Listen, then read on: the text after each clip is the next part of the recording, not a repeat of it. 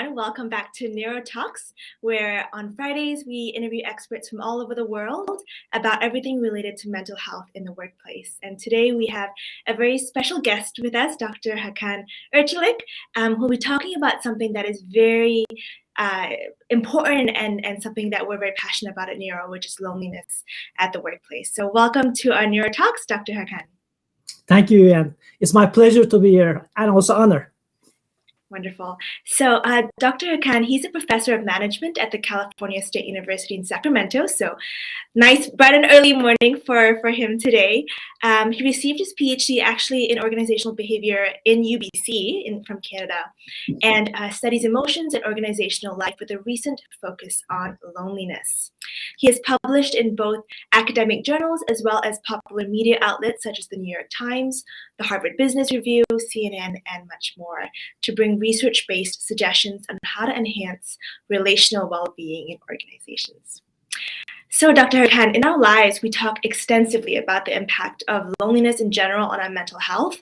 About a couple of months ago, we had Pete Bombachi from the Canadian Social Connection Survey, and he talked a lot about loneliness impacting our mortality, cardiovascular risk, levels of inflammation.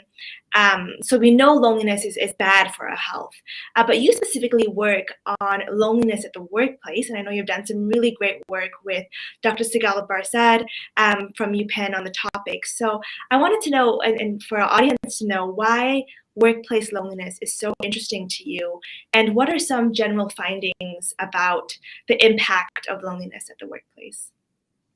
Thank you, Vivian, and I'm very excited to talk about this very important topic. But before getting started, I want to send our prayers to my late co-author, Sigal Barsad. I'm sure she's watching from somewhere, as she's always with me. And I also would like to acknowledge my great collaborators in this project, Mando O'Neill and Ariana Beats. So we have been conducting research on loneliness for quite a while now, but I would like to start off with the article that's been published in Academy of Management Journal. So that study really looked at loneliness in the workplace, maybe as a first step in our field. And there's been a ton of research about loneliness in social psychology for 30 to 40 years that we know of, but nothing has been done until recently in the workplace. So before getting into work loneliness, I think it would be important to look at what loneliness is as an emotion in general. So loneliness is an unpleasant emotional condition where people feel estranged from and rejected from others, and they feel like they are deprived of secure and close relationships, so they don't feel close to anybody in their environment. And it also signals a deficit in the availability of relationships. So not only that you feel like you don't have close relationships, you also feel like you will not be able to create them. So that becomes very discouraging. But more importantly, loneliness is in our emotional hardwire system where we are really responding very strongly when we feel lonely. And I think that's kind of going all the way back to our ancestors. Like in tribal eras, we had to be a part of human group. Otherwise, we couldn't survive. So our neurological system is even designed in a way that if we get the signals that we are not part of a group, like we are not getting the social support we need, we respond. To the level that neurological research has shown that lonely people respond, the parts of brain that gets activated when people feel lonely are the same parts when they feel physical pain. So it's something that you cannot really ignore. And for a reason, because assume that you move to a new city, right? Or you start a new school. So you don't know anybody. You have to get out of your comfort zone to meet people. You need to spend energy to build your social network. And it's not an option. Your body tells you that you do that. So if you don't do that, then you start detaching from the environment. So up to that level, loneliness is a functional emotion because it helps us to adapt. But if your earlier attempts don't work, now we are getting into the workplace loneliness domain. And then if you start feeling that, what's happening? Like I cannot really get close to people. And then when it starts becoming a sentiment that there's nobody around here that I feel close to, then loneliness can become a long, like kind of more stable emotion that leads to certain hard to break cycles in that the lonelier people get, the more strangely they start behaving. Again, from social science research, social psychology research, that like lonelier people for instance, tend to disclose. They tell too much about themselves, or they under-disclose. So they've got these problems with effectively communicating with others. The longer they get, the more they become focused on their own needs and becoming less empathetic to other people. So they become less and less approachable. So building on all that, we tested a model in our study that was conducted in a public organization, a large public organization that included a wide range of professions. We had a great collaborator there who really helped us get the best quality data you can think of. We got longitudinal data, we got supervisor data, and what we have found is that loneliness reduces job performance. Right. And we could also explain why so. And mostly because when people feel lonely, employees feel lonely, they start attributing that negative feeling to the organization. So they withdraw not only from the people, but also from the organization. And to me, that what's even more interesting is that we ask also the employees' coworkers, is this person approachable? So lonelier employees were perceived to be less approachable by the coworkers, which in turn led to more reduced job performance. So what we are seeing here is that the indication of a cycle where the lonelier you get, the more you withdraw, and the less approachable you become, and the less you perform, and most likely the next step is you get even lonelier. So that's a big cycle that needs to be addressed. And one big message that came out of that article was that loneliness is not individual's personal problem, because we also measured loneliness in other life domains. We looked at family loneliness, we looked at romantic loneliness, we looked at social loneliness.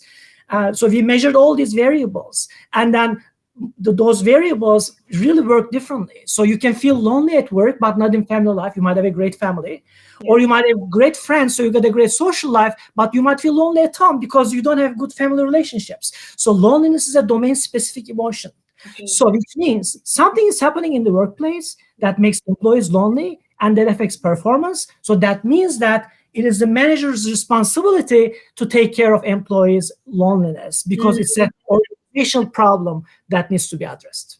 That's so good. And it's almost like this hidden deadly factor that maybe managers aren't really thinking about, but it's really impacting job performance, as you're saying, Hakan. And yes. You know, I love that you're really addressing, it's not just an individual thing, but it's also an organizational problem. It is an organizational problem, yes. And so I want to talk a bit about this most recent study you did on workplace loneliness during COVID. And you know, you in that paper you talk about trying to understand what factors cause an employee to feel less lonely, even though they may be socially isolated, and what factors can cause them to break out of this loop that you're talking about. So could you talk a bit about that study and what were the most important findings? I'm super excited about this question because that's our world debut, because we just completed our data collection and analyzing data has been a long time because it's longitudinal data that required a lot of data matching. So a lot of thanks to my great assistant Chris Wynn, who helped me with all that last year. And so I'm so excited about this study because this study has an interesting story.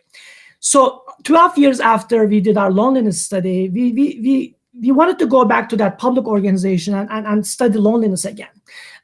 It was a fascinating opportunity to go back to that organization, same environment. Have things changed?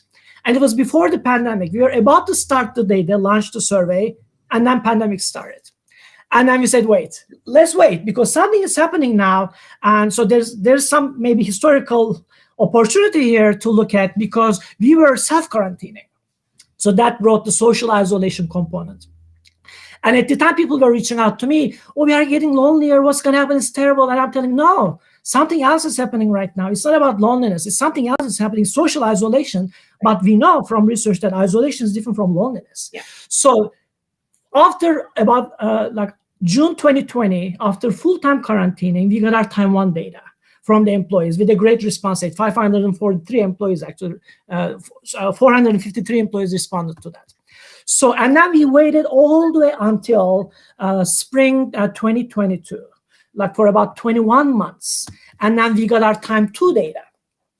So there were two competing hypotheses. One is that since the city, the public organization is a large organization, we had employees that's working in all sorts of modalities.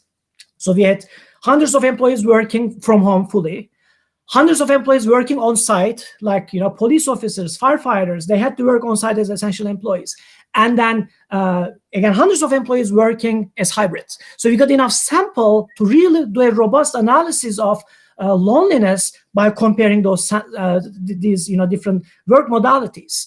And of course, at the time, the belief was that we are working from home, it's going to create loneliness and and all that.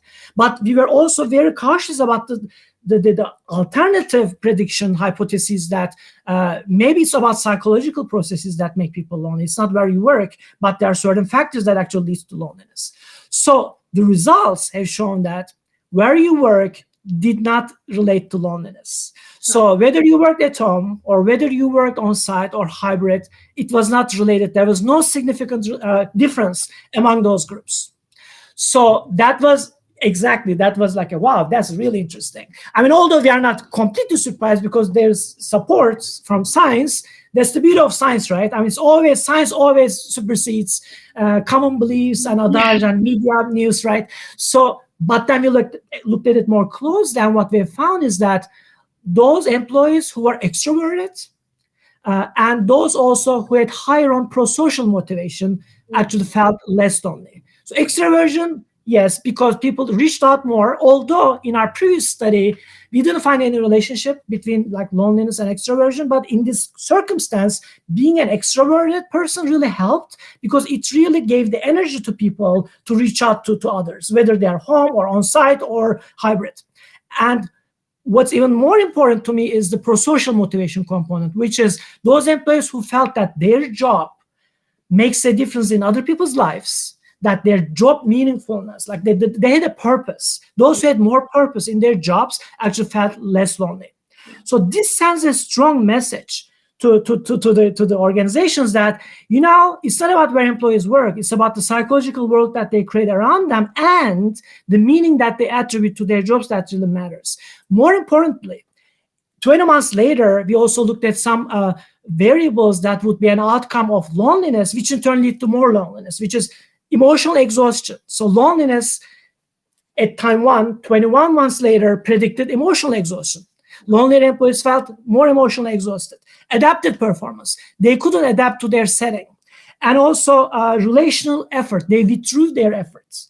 So that kind of maybe just one of the very few studies that has longitudinally shown that this cycle exists. Yeah. Lonelier people withdraw further, and that led to even further loneliness because the correlation between time 1 loneliness and time 2 loneliness was 0.45, which is a robust correlation that tells us that if you start getting into that cycle and if you don't do much about it or if you don't get managerial help, it's likely that you'll get even lonelier, which is a very big managerial problem that needs to be put out there for everybody and all the organizations. Right. So it seems like from that study, there was extroversion and pro-social motivation.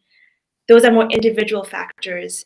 But here from the chat, we have a question from Dr. Feroz who says, but what do you think organizations should do? And maybe more specifically, what should a manager do to address this problem, and especially looking at risk employees who are at risk for loneliness, like the elderly or Gen Z or people who are more introverted. What do you think can be done? So for that, I'm going to do a little experiment. Okay. 30 seconds. I want you to all close your eyes. Okay. Imagine that everything is going great in your career. And let's go 2 years ahead. So it's 17th of March, beautiful morning or evening, wherever you are right now, 2025. Everything has gone great. What would be your career look like? Imagine that hour right now, 2 years ahead. Like how would that specific moment be like? And think about that day. Think about the morning, the noon, the evening, and think about that day where not only everything went great, but you got a great news that made you even happier. Career-wise, everything went perfect. 2 years from now, March 17th. Now open your eyes. Who is around you? How many people, how many organizational members are around you? Did you include other people in your dreams? So we are so much focused maybe on our career goals that we keep going and going, but career goals sometimes can exclude others. And that might really lead to very self-focused paths where people reaching their career goals without having anybody around them. So you cannot have sprint runners and put them in a basketball team and expect them to play basketball. So you really need to have people who actually achieve things with others. So organizations are not created to make friendships. So, and I don't think, loneliness is about building friendships. It would be great if you can, but in organizational settings, they come together to co-create. So if you take that opportunity from people, they are going to feel lonelier because they feel like, they are still achieving their goals, even when they achieve their goals. If you don't have other people in your dreams, and if you don't have people around you that you matter for other people, then gradually you will start, losing those high quality connections, which is the only medicine for loneliness. You need to create high quality connections. So that's the bright side, which means create work environments where employees bring other people to their dreams, career dreams. So they co-create dreams and they pursue those dreams together. And I think that strongly ties to, and I can tell you all that right now, because pro-social motivation turned out to be a great predictor of loneliness. And pro-social motivation is nothing but how much you feel that what you do matters for other people. Because the other side of the coin for that is how much you matter for other people. If you feel like you don't matter for other people, you will start feeling lonely. So that's the bright side. There's also the dark side, though, because we assume that people are adult people, mature adults, healthy people, but organizations attract a wide range of people from many different backgrounds. And research now increasingly show that you got narcissistics, you got Machiavellians, right? Yeah. And have a couple of Machiavellian in an organization, you'll see how, almost like in an animal kingdom, you'll create a wilderness environment where the Machiavellians will start poisoning the culture. So if a couple of people come together to start attacking another person, which we know from bullying research or mobbing research, they can do that very easily and not necessarily without becoming physically aggressive. They can influence new leaders, their perceptions. They can influence other people. Actually, there's a research that came out in higher education recently has shown that this is very common also in universities and academic environments where, people actually suffer from gossiping and badmouthing and all that. So if you are working in an environment like that, employees will have no choice but to withdraw to their own resorts. And if everybody does that, then of course the narcissistics, the Machiavellians will kind of create those subcultures where people are getting increasingly disconnected. So then how can you really promote the bright side, which is, bring people together for shared dreams? And how can you avoid the possible black holes? Because a couple of narcissistic people or bullies can really become a black hole in the whole culture and really infect the whole culture that can create miserable lives for all the people. So how can you avoid that? So right now, our HR systems are very silent and kind of archaic in most organizations that unless you physically harass somebody, they cannot really address the bullying incidents. So I think we need better HR systems where really addresses that in a way that, these are identified on the spot.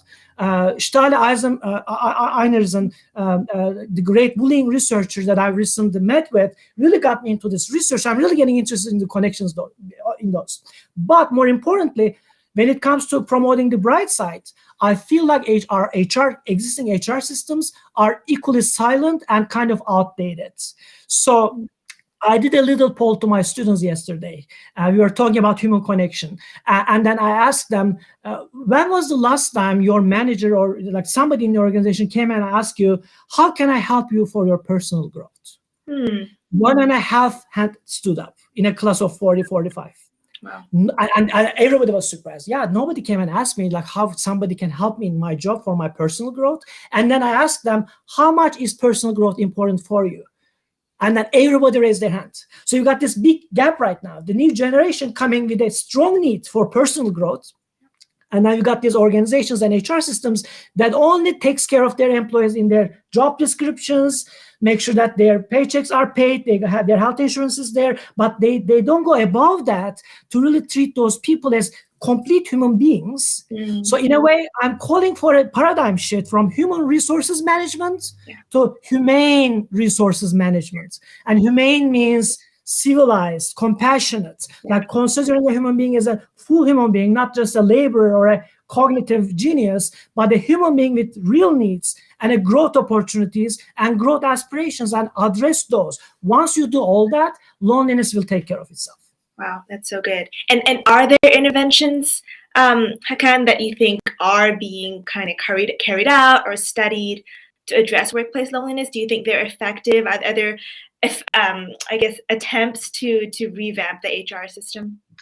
Very rare, because loneliness is a very new concept. Okay. I think there's an increasing attention right now. But the last thing you want to do to address loneliness is that bring lonely people together and they'll become friends. So, you'll take care of the problem. Completely the opposite. If lonely people come together, like lonely employees, they get even lonelier because they don't have much to share. They start depleting each other. It's pretty much like depression, right? Or let's say more social parties. Miserable. I already feel lonely. I'm going to a party that I don't feel close to anybody, and I feel like everybody's having fun and I'm not having fun. So what's happening, right? So those like very lame solutions might think even worse. So, but we do know though from psychology research, because there has been intervention studies and research on lonely people in other life domains.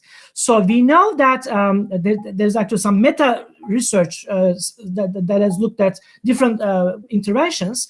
So there are three major interventions that's being tried out outside the workplace. One of them is changing maladaptive cognitions. I'll get to that in a second. And the other one is social support, like creating friendship systems, buddy systems. And then the third one is creating opportunities for social interactions in meaningful ways. So among those three, changing maladaptive cognitions turns out to be the most effective. So maladaptive cognitions means, as I mentioned, lonely people tend to get into those hard to break cycles, and they think that, like they cannot really reach out to other people, or they think that people are not trustworthy, or they feel like other people don't like them. So, and it's kind of a psychological prison in a way. Like the more you stay in there, the more it becomes your reality, because as you might remember from our first research, you also become less approachable by just insisting on those beliefs. So we know from intervention research in psychology that if you start changing people's perceptions about that, then they will feel more empowered. And not surprisingly, from there, they will start changing their behaviors. Supporting that, in our recent loneliness research in the pandemic, one key variable that we are still analyzing is called relational efficacy. It's this beautiful concept that's been developed after we started doing our loneliness research. So relational efficacy means I can have control in my relationships. Like how confident you feel, no matter what happens, no matter who is around me, I am a healthy human being that can create good relationships with other people. The more you stick to that belief, in our research, that's what we have found, that turned out to be a moderator, extroversion, pro-social motivation, and then all these outcome variables. If you are high in relational efficacy, it is very likely that you can actually, you can make people feel less lonely, and you can actually mitigate the impact of that. One intervention that I've been working with my partner in Turkey, my great friend also, we designed this very experimental leadership program where we looked at, can you make people imagine different realities and then help them pursue that? And then eventually, can you help people find their purpose in their jobs? It worked out great. So in our first try has been great. So you can actually help people develop different thinking and feeling systems where they can start looking at their present and future differently and connect with their past in different ways, and then take more purposeful steps in their careers where they can connect with other people. So it's only one try though, so we need to do more of those. But from first-hand experience, I know that it took us 2 years to design that during the pandemic. We read about 30 biographies of great inventors, scientists and business people, and looked at their biographies and see what made those people leaders, which led us to this, concept of industrious leadership model that I can explain in another session, but it worked. So you can actually change how people think and behave differently by training their certain imagination skills, emotional intelligence skills, empathy skills, futuristic skills. So all these skills can be developed. And if you if you develop them in a disciplined manner, you can actually make those people get better connected to their work environment. Great. So interesting. Okay, last question, Hakan, because I know we're coming to the end, but because you're one of the few researchers that specialize in the field of workplace loneliness, I have to ask you, where do you think this field is going?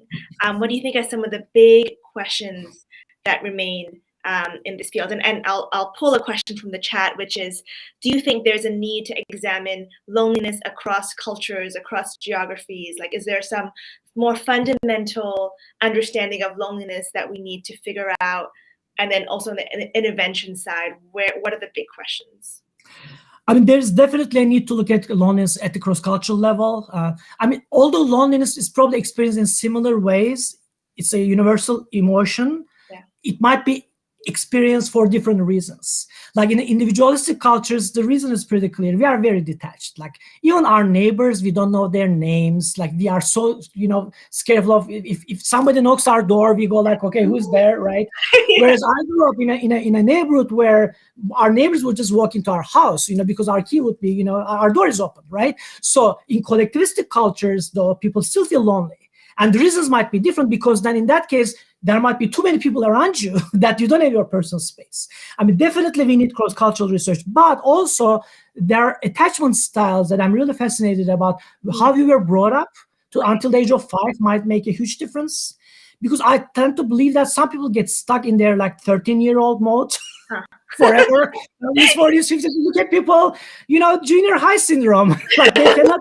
Right? So I think that those can be some factors, but more importantly, Vivian, these days there's so much conversations around diversity, right? Mm-hmm. Including people from different ethnic backgrounds, and then respecting all the gender preferences and like age differences. Let's be an environment where we're inclusive. Mm-hmm. So here's my big question. There is that these are all very sociological phenomena.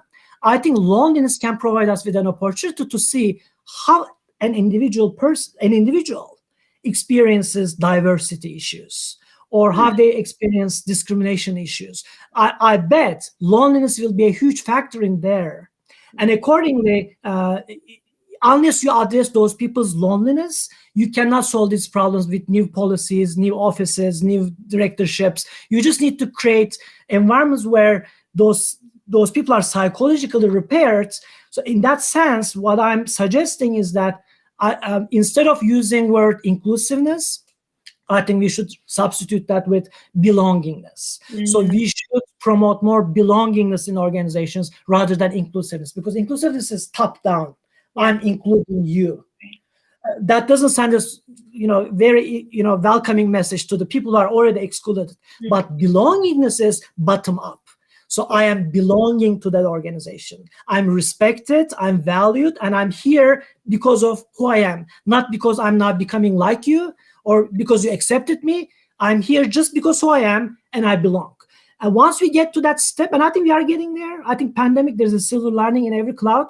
These things, they become really now obvious in our societies. That would be an aspect. And another research that I'm really interested in is the loneliness in the margins. Because some people, like they feel lonely because they could never adapt to society. They never liked 9-to-5 jobs, and they could never adapt their families. But they turned out to be great entrepreneurs, right? Great artists. If you read their biographies, inventors. So they channeled their loneliness energy to create their own domain, where they might still feel lonely in certain ways, but they channel that loneliness energy to really create amazing things, right? So that's kind of this maybe one little bright spot in that loneliness phenomena that I'm really getting curious more at, because this might be an area where we can learn more about how these people actually cope with their loneliness to become productive and influential people.